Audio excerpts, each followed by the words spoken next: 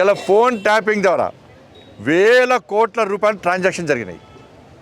వేల కోట్ల రూపాయలు రియల్ ఎస్టేట్ వ్యాపారాన్ని వసూలు చేసిర్రు, ప్రముఖ వ్యాపారవేత్తల దగ్గర వసూలు చేసిర్రు, దొంగదందా చేసే రాజకీయ నాయకుడు చిట్టా తీసుకొని వాళ్ళ దగ్గర వసూలు చేసి కొత్త దొంగతందాకు తెరలేపిన వీళ్ళు.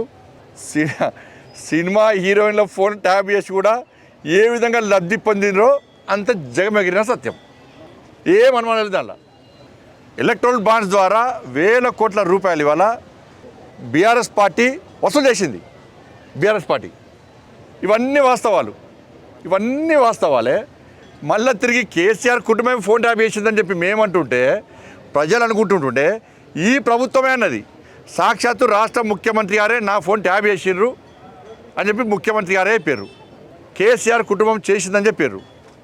జడ్జిల ఫోన్ కూడా ట్యాప్ చేశారు. జడ్జిల ఫోన్లు కూడా, మంత్రుల ఫోన్లు, ఎంపీల ఫోన్లు, ఎమ్మెల్యే ఫోన్లు, ఇవన్నీ జడ్జిల ఫోన్ కూడా ట్యాప్ చేసినప్పుడు కేసీఆర్ కుటుంబమే ఈ దారుణానికి పాల్పడ్డప్పుడు మరి కేసీఆర్ కుటుంబాన్ని వాంగ్మూలం కోసం పిలిచిర్రా?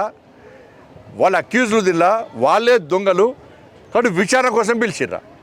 ఒక్క వ్యక్తిని అరెస్ట్ చేయకపోతారు మీరు. ఒక్క వ్యక్తిని ఇంతవరకు ఒక్క రాజకీయ నాయకుడిని అరెస్ట్ చేయకపోతే దీనికి మూల కారణమైనటువంటి ప్రభాకరరావు అనే వ్యక్తిని కాపాడడానికి ఈ కాంగ్రెస్ పార్టీ ప్రభుత్వం ఏ విధంగా సహకరించిందో జగమెగిరిన సత్యం. సుప్రీంకోర్టులో వాదనలు వినిపించారు, మీరు హైకోర్టులో వాదనలు వినిపించారు. అధికారులు దాన్ని సిద్ధంగా ఉన్న వాళ్ళను ప్రోత్సహించే ప్రయత్నం చేయరు, వాళ్ళకి సపోర్ట్ చేసే ప్రయత్నం చేయరు. చట్టంలో ఉన్న లొసుకులు ఆధారం చేసుకొని ఆయన స్వేచ్ఛగా తిరుగుతాడు. అసలు కారకుడు ఆయనే. ఆయన ద్వారా ఏంచింది మీరు వాంగ్మూలం కోసం ఇస్తున్న వ్యక్తులే. ఒక్క వ్యక్తిని అరెస్ట్ చేయలే, ఒక్క వ్యక్తిని.